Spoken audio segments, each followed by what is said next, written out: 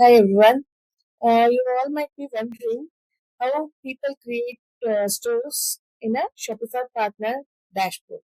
So today I'm going to show how to create a Shopify store through a partner dashboard. Okay, so when you enter to a Shopify dashboard, you are getting a side menu or home stores, etc.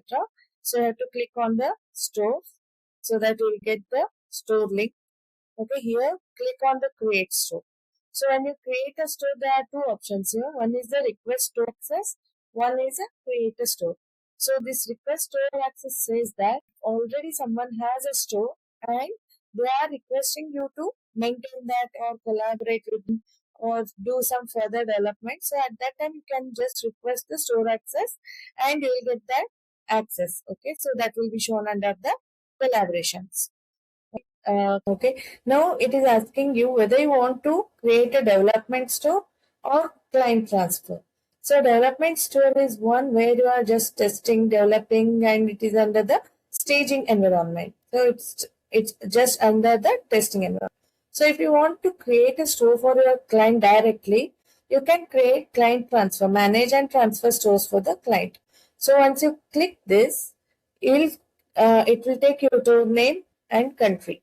Okay, so you give a store name. If you are creating something for the fashion brand, okay, clothing brand, you can create as West Fashion.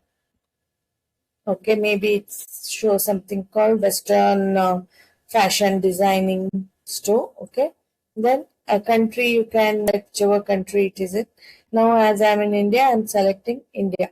So now you have your store name selected and you have country selected. So it's asking you, are you building a Shopify Plus store for your client? So if you are building a Shopify Plus store, then you can click this. Otherwise, usually if it's normal store, then you can go to the create store directly. Okay. So when you are creating the store, it will take you to some guides. Okay. So automatically.